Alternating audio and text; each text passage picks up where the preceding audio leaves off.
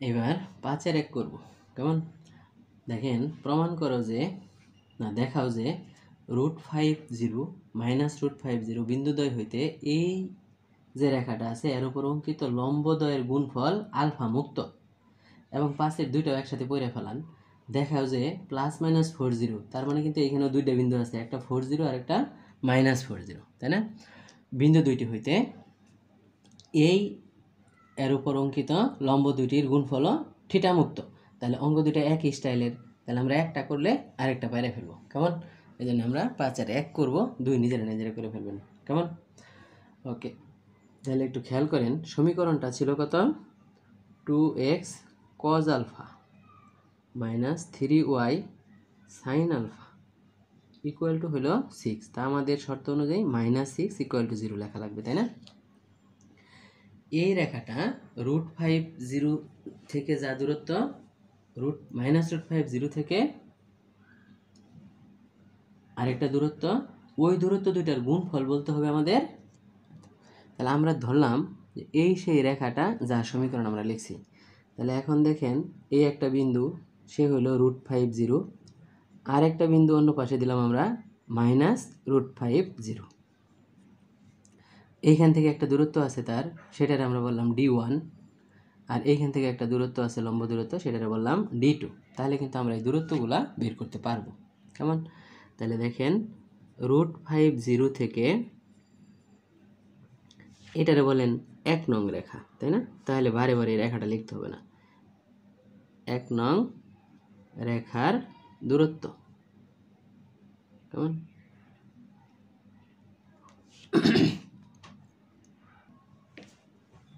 তাহলে x এর পজিশনে √5, তাই না? আমরা d1 = লিখব, তাহলে 2√5 cos alpha মাইনাস y এর পজিশন তো 0, তাই না?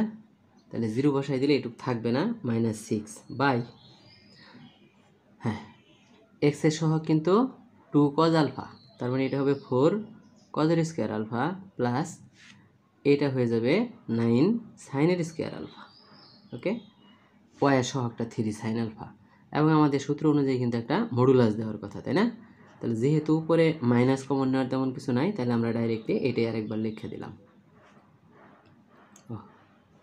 cos alpha -6 বাই √4 cos এর স্কয়ার আলফা প্লাস 9 sin এর স্কয়ার আলফা। কেমন? বাস, পরে -√50 থেকে দূরত্ব, কার দূরত্ব? ওই 1 নং রেখার দূরত্ব। ওকে, তো এটার আমরা d2 বলছিলাম। কেমন? তাহলে d2 = x এর পজিশনে মাইনাস, তাই না? তাহলে -2√5 cos alpha, y তো 0, তাহলে এটা বাদ হয়ে যাবে, শুধু -6 বাই, নিচে কিন্তু √ আগেরটাই থাকবে, 4 cos এর স্কয়ার আলফা প্লাস 9 sin এর স্কয়ার আলফা মডুলাস। এখন দেখেন উপর থেকে কিন্তু একটা মাইনাস কমন নেওয়া যায়, এবং মডুলাসের কারণে সেই মাইনাসটা প্লাস হয়ে গেলে ফাইনালি আমরা পাবো 2√5 cos alpha -6 বাই, না +6, আমরা যেহেতু মাইনাস কমন নিয়ে ফেলছিলাম, আর নিচে 4 cos এর স্কয়ার আলফা প্লাস 9 sin এর স্কয়ার আলফা। এখন আমাদের অঙ্কটা আরেকবার পড়তে হবে। অঙ্কটাতে কি বলা আছে একটু বলেন। দেখাও যে √50 -√50 বিন্দুদ্বয় হইতে এই রেখার উপর অঙ্কিত লম্বদ্বয়ের দূরত্ব, লম্বদ্বয়ের গুণফল আলফা মুক্ত। তাহলে লম্ব দুইটা আমরা বের করলাম, আসলে বেটার বলা উচিত ছিল লম্ব দূরত্ব দুইটার গুণফল, তাই না? তা আমরা আসলে লম্ব দূরত্বই বের করছি। তাহলে লম্ব দূরত্ব দুইটার গুণফল আলফা মুক্ত হবে। তাহলে আমরা দেখেন এইবার d1 আর d2 করলাম, করলে পরে দেখেন কি আসে। একটু আমরা একবারে লেখা যায়, এটা কিন্তু a - b প্যাটার্ন, আর এটা a + b, তাহলে a² - b² হয়ে যাবে, তাই না? তাহলে আমরা উপরে কি লিখতে পারবো বলেন? 4 আর 20, তাহলে 20 cos এর স্কয়ার আলফা -36, আর নিচে 4 cos এর স্কয়ার আলফা প্লাস 9 sin এর স্কয়ার আলফা, এটা তো থাকবেই। কেমন? এখন এইখান থেকে আমাদের একটু কাজ করতে হবে। উপরে খালি কজের স্কোয়ার, নিচে কিন্তু কজের স্কোয়ার আর সাইনের স্কোয়ার দুই ধরন আছে, তাহলে তার কাটাকাটি করা যাবে না। আমার তো আলফা কাটাকাটি করার পরেই বাদ যাওয়া লাগবো, তাই না? এই জন্যে সাইনের স্কোয়ার আলফারে আমরা 1 মাইনাস কজের স্কোয়ার আলফা লিখে ফেলবো। কেমন লিখে ফেললে বলেন, উপরে 20 কজের স্কোয়ার আলফা মাইনাস 36 রইল, নিচে আমরা যদি এটার 1 মাইনাস কজের স্কোয়ার আলফা লিখি, তাই না? তাহলে ফাইনালি কি থাকে দেখেন, -5 কজের স্কোয়ার আলফা প্লাস 9। হ্যাঁ, এখন যদি আমরা উপর থেকে -4 কমন নেই, তাহলে দেখবেন -5 কজের স্কোয়ার আলফা প্লাস 9, আর নিচে -5 কজের স্কোয়ার আলফা প্লাস 9। এটা বেনিশ হয়ে গেল, রইল খালি -4। কেমন? তা এখন এই দূরত্ব দুইটার গুণফল -4 হয়ে গেল। একটা ভাবলা রয়ে গেল, আলফা তো চলে গেল, কিন্তু দুইটা দূরত্বের গুণফল তো ঋণাত্মক আসার কথা না, তাই না? তাহলে আমরা বরং একটা কাজ করি, এগুলাতে মডুলাস রাখা দিই। কেমন? তাহলেও কোনো অসুবিধা নাই, মডুলাস রাখা শেষ পর্যন্ত গিয়া মডুলাস দিলা উত্তর 4। ওকে, তাহলে এইভাবে করা যাবে, কোনো সমস্যা নেই।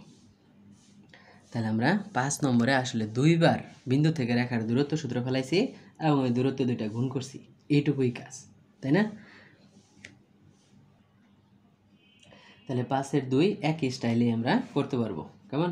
একবার 40 থেকে এটার দূরত্ব বের করবেন, আর একবার -40 থেকে এটার দূরত্ব বের করবেন। একটারে D1 বলবেন, একটারে D2 বলবেন, একইভাবে গুণ করে দিবেন, তাহলেই হবে। 6 নাম্বার আস্তে ধীরে দেখেন, প্রমাণ করো যে +-C0 বিন্দুদ্বয় হইতে এই এর উপর অঙ্কিত লম্বদের গুণফল বিটা স্কয়ার হবে যখন বি স্কয়ার হবে যখন a square = b square + c square. তার মানে এইটার ক্ষেত্রে আমাদের একই কাজ করতে হবে, একবার C0 থেকে দূরত্ব আর একবার -C0 থেকে দূরত্ব বের করা লাগবে এবং ওই দূরত্ব দুইটার গুণফল করব। কেমন? তাহলে এরকম চলে আসবে। তাহলে আমার মনে হয় একই ধরনের হিসাবগুলো আমাদের আর না করলেও হবে। তাহলে আমরা 7 নাম্বার অঙ্কে চলে যাই। 7-এ কি বলা আছে দেখেন, √3 বিন্দু হইতে x√3 - y + 8 এই সরলরেখার উপর অঙ্কিত লম্বের দৈর্ঘ্য নির্ণয় করো। এটা তো সহজ কাজ, বিন্দু থেকে রেখার দূরত্ব, তাই না? তাহলে √3x আগে লিখলাম আমি -y + 8 = 0, আর এই বিন্দুটা হলো √3 কেমন? তাহলে এই বিন্দু থেকে রেখার দূরত্ব d বললে, তাহলে d = বলেন x এর জায়গায় √3 বসাই দিলে √3 × √3, y এর জায়গায় 1 + 8 বাই √3 স্কয়ার প্লাস -1 এর স্কয়ার মডুলাস। তাহলে এইখান থেকে আমরা 3, তাহলে দূরত্বটা 5 চলে আসছে। এরপরে আরও কিছু বলছে যে এবং এই লম্ব মানে যে লম্বটা হলো x অক্ষের সাথে যে কোণ উৎপন্ন করে তা নির্ণয় করো। কি ভয়ঙ্কর কথাবার্তা, তাই না? এইটা x অক্ষের সাথে যে কোণ তৈরি করবে সেটা। এখন ধরেন আমরা এটার এবি রেখা বললাম, এটারে সিডি বললাম, তাহলে কোণের ব্যাপার মানে ঢালের সাথে সম্পর্ক লাগবে, তাই না? তাহলে এবি এর ঢাল বের করে ফেলান, ধরলেন m1। মনে আছে রেখার সমীকরণ থাকলে ডাইরেক্টলি ঢাল বের করা যায়, -x এর সহগ বাই y এর সহগ, তার মানে শুধু √3। তাহলে এবির উপরে সিডি লম্ব, তাহলে সিডি এর ঢাল m2 = কিন্তু হবে যে উল্টা চিহ্নের উল্টা মান -1/√3। তাহলে সিডির যখন আমরা ঢাল জেনে ফেলাইলাম, অতএব tan θ = যখন -1/√3 তখন কিন্তু থিটার মান চলে আসবে 150 ডিগ্রি। তার মানে এটা x অক্ষের ধনাত্মক দিকের সাথে 150 ডিগ্রি কোণ উৎপন্ন করে। চেনা গেল বিষয়টা? এই হলো আমাদের 7 নম্বরের অঙ্ক। যেমন পরের ভিডিওতে আমরা 8-এর থেকে কাজগুলো করার চেষ্টা করব। কেমন? ধন্যবাদ।